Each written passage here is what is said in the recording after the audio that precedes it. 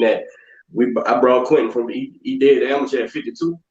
We was always gonna do 47, and we fought. Shit, the second fight we beat that Clay Collar kid who's upsetting everybody, right? And boy, I'm rooting for that kid because wasn't nobody behind him. He was taking the short money, and I was loving watching him knock out these undefeated boys. And look at them. I was mad they was taking fights from him. Some of them fights they was giving him draws and shit, and he deserved to win. We was over there at the zone. We fought on the zone. I forget what on the card, and Clay was on that one. He was fighting a golden boy, undefeated guy, and he whooped the shit out of that boy. I'm watching from the monitor, and they gave him a draw. I said, man, this poor kid, man, he lines up the fight, and they keep taking the shit from him. Yeah, they call him like the prospect punisher or something like that, right? Yeah, he's a spurler, bro. I call him the spurler, man. You put them boys up there thinking you're gonna take this easy fight. Shit, that boy, you gotta beat this kid, and he's coming to win. Hey, but remember they used to do that to Freddie Pendleton, and Freddie Pendleton, when he got his hands on the strap, Freddie he said, "I'm here now." Like I said, sometimes them boys, I be like, that's how you know who got the boxing mind of the business mind, right? You be like, oh, they think they got easy pickings. This shit about to be up here, and you see it, you be like, they a lot of these management guys be like, oh, we'll take him, and them records be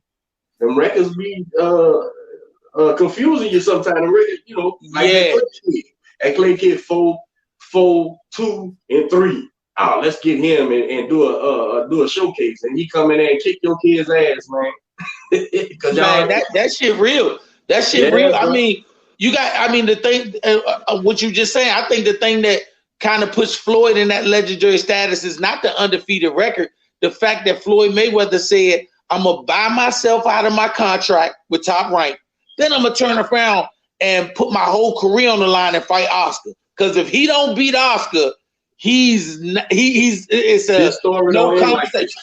Right, this story don't end like this. Right. Absolutely. So those type of decisions that you make, like you said, sometimes you got to take your career out of the promoter hand and take your career in your own hands if you got the faith in yourself. If your faith and talent, your faith and talent in yourself might say, I'm going to bet on the best person in the race, and that might be yourself. Absolutely.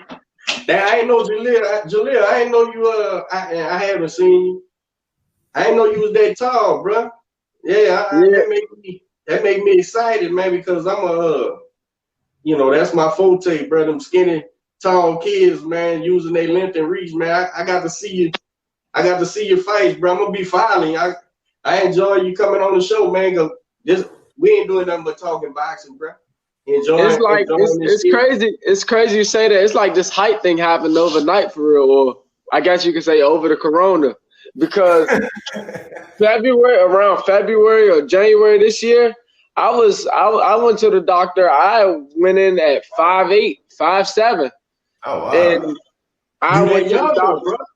You still had a spurt. Yeah, I went to the doctor not too long ago, and they was like, "Yeah, you 5'10" and 3/4." So I'm like, "Oh, yeah, where all this come from?" I've heard of kids hitting one again at 20 and shit, bro. Hitting 2-3 inches, man. So, yeah, bro, I'm gonna be paying attention, man. I'm glad y'all came on here, man. Who you got pound for pound all time, man? Who your top 3 favorites? Top 3 all time. Number 1 would be Floyd Mayweather. Number 2 is number 2. I don't want to be biased. Number 2 will either be, I'm gonna have 2 number 2s. That's cool. Yeah, it's subjective, man. Go ahead. Right. Number 2 is between Marvin Hagler and Sugar Ray Leonard. Oh. Because, that's a real toss-up. I ain't know who to pick for number 2. And number 3 is Pernell Whitaker. That's just a favorite. It's just a favorite. I had 2 boxing idols growing up, bro, as a kid in the 80s and shit. and one was Thomas Hearns, and the other one was Sweet Pea Whitaker. And I tell everybody, I say, because I could pretend and make believe I was tall and skinny. I could pretend and make believe like I was the hitman. But I couldn't pretend and make believe like I was Sweet Pea Whitaker, because nobody can be Sweet Pea Whitaker. Nah. Nobody. You can't act like Sweet Pea, man. Nah, man, y'all fuck around and get beat up trying to do that shit. Hey, man, let me tell y'all something, and that's just because all the shows or interviews he's been on, they always talk about a pound for pound. I want everybody who's a fan or a background person of boxing, when they do the pound for pound list of all time, check out Henry Armstrong. Oh, yeah. I think Henry Armstrong is one of the most underrated fighters in the history of boxing. The man held 3 world titles in 3 different weight classes at the same time and defended all 3 of them simultaneously. And he fought 21 times in 1 calendar year. When there was only 8 weight divisions. Yes. And he should have had 4 of them. They robbed him.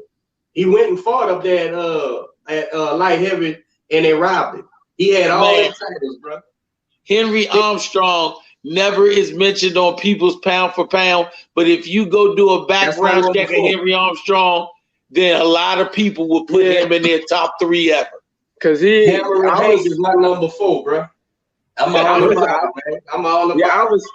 I was reading about Henry Armstrong too, after my dad, got me hip to him a little bit.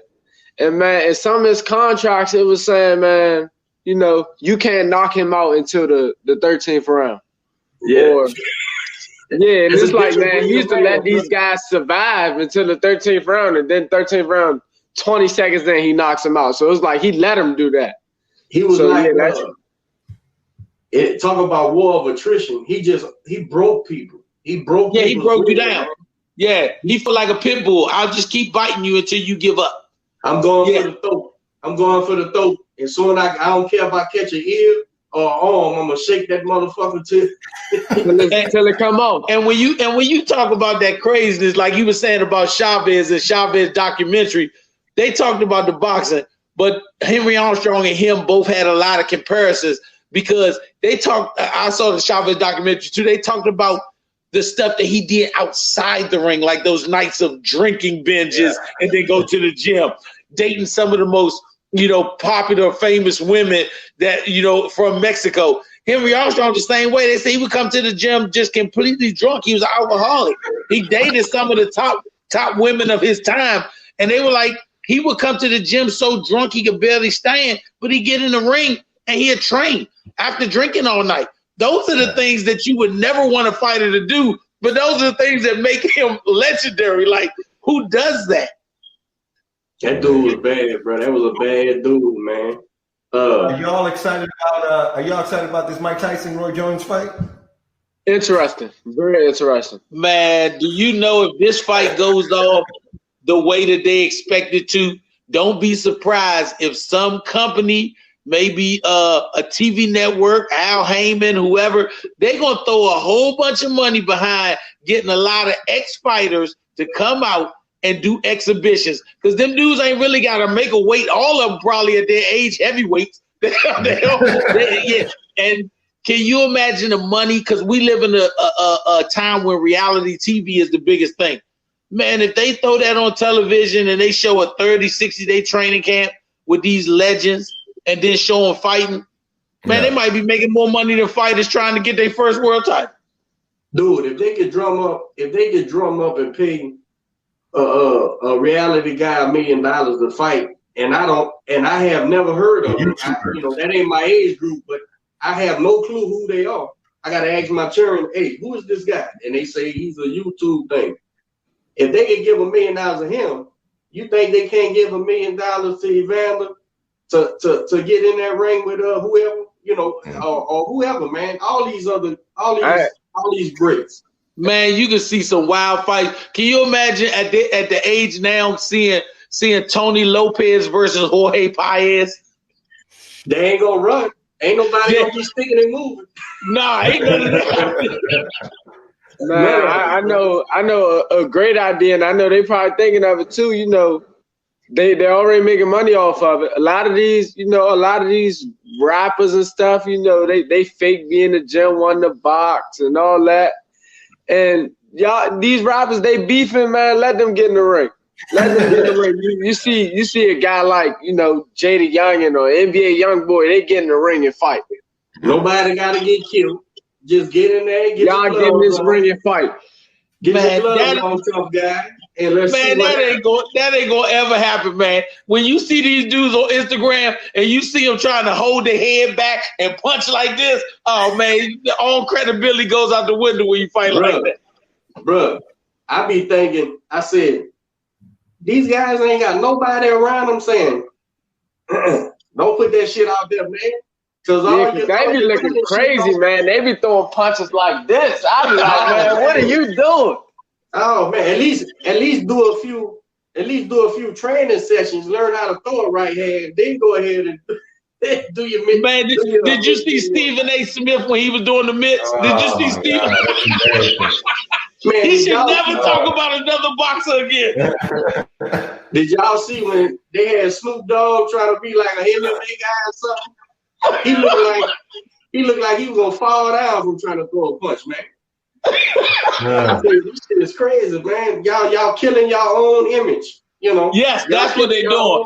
Image, that shit is crazy, man. Well, we really appreciate y'all taking the time to come on the show. One last question. It's something that you talked about earlier when you had when you guys were making your decision to sign with Mayweather. What's the future look like for you outside the ring? What is it that you want to tell your, all the viewers, your fans, the future self? Where do you see yourself in 15, 20 years from now?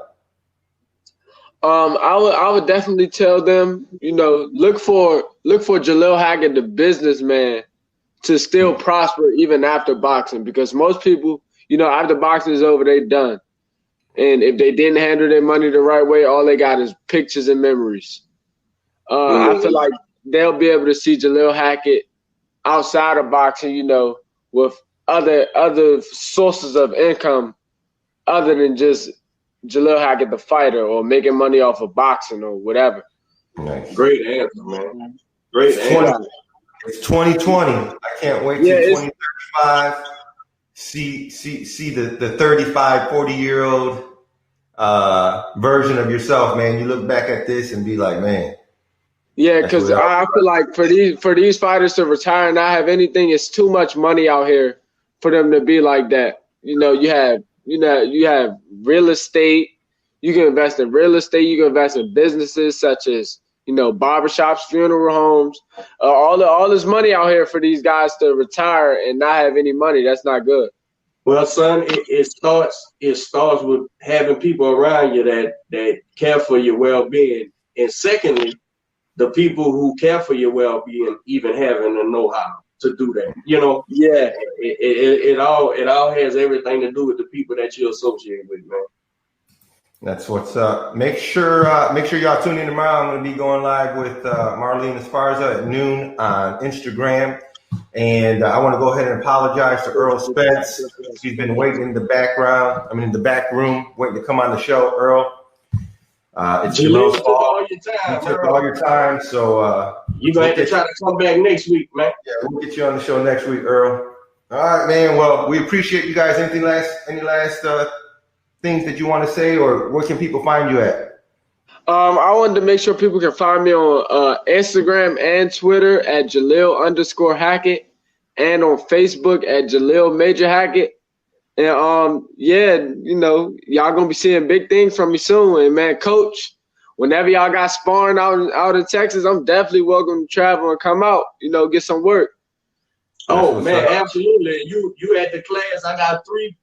All three of my pros is 40, 47, man. So okay. Yeah, bro. Houston, we out here in Katy, west side of Houston, man. Definitely. All right, definitely. We're gonna plug up, man. All right, man. Appreciate you, brother. Appreciate y'all. All right, have a good one, man. We'll catch y'all next time. All right. Yeah.